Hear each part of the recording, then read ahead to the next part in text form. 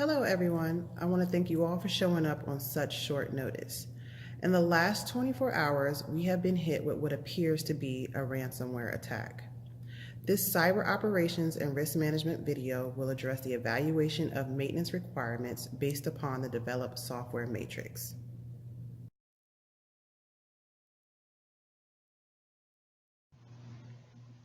This briefing has been developed by Todd, Vince, Aaron, and Kamisha.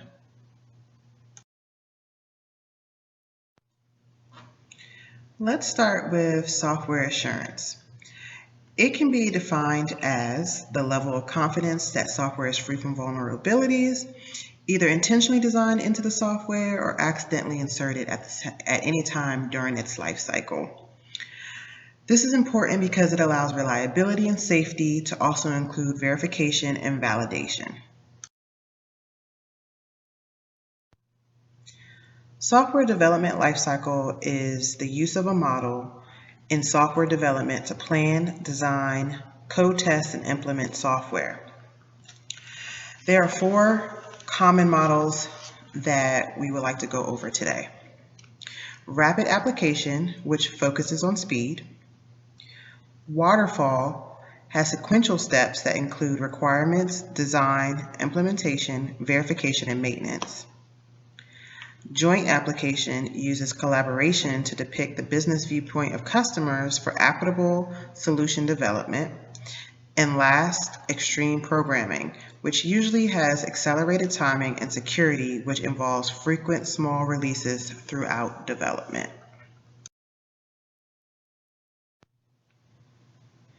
Based upon the current scenario, Team USA has chosen the extreme programming model. It allows quick integrations that will deliver the desired outcomes. It will also allow faster implementation in agile environment. Integration testing happens at multiple levels and use case testing across development teams, which offer additional security checks across the lifecycle. It is important to understand the processes required for security awareness.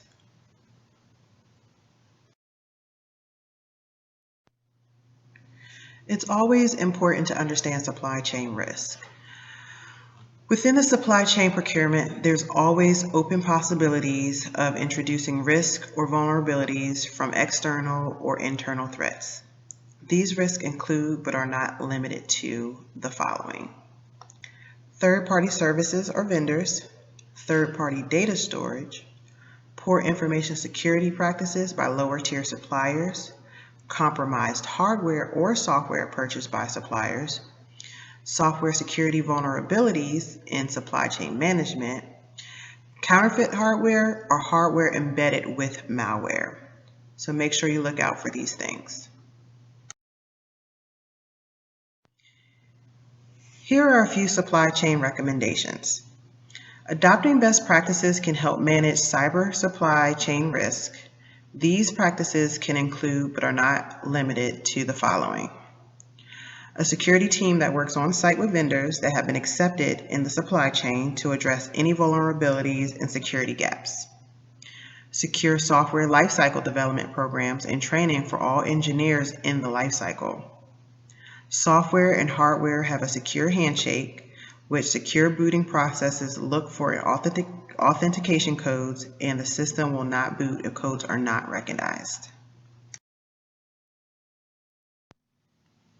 There are a few vulnerabilities that the system has seen.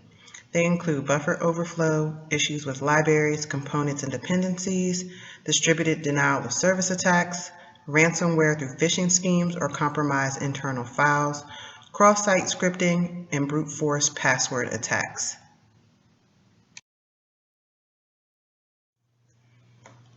When choosing software options, we recommend that you know the vulnerabilities on the network, operating systems, and other software, including COTS.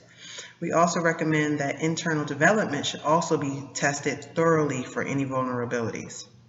In addition, following the security assurance plan to mitigate any risk at all levels by implementing risk tolerance, mitigation methods, resources, and growth strategies. Also, we recommend that you follow the risk management framework security plan. We also recommend that the plan ensures ISO and NIST standards and regulations are followed.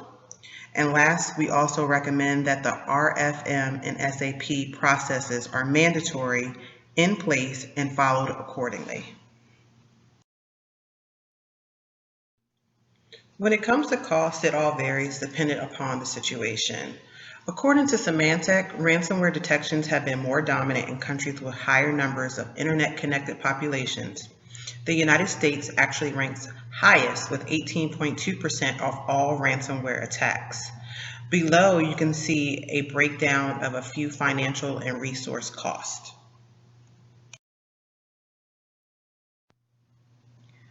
Finally, we come to contract language.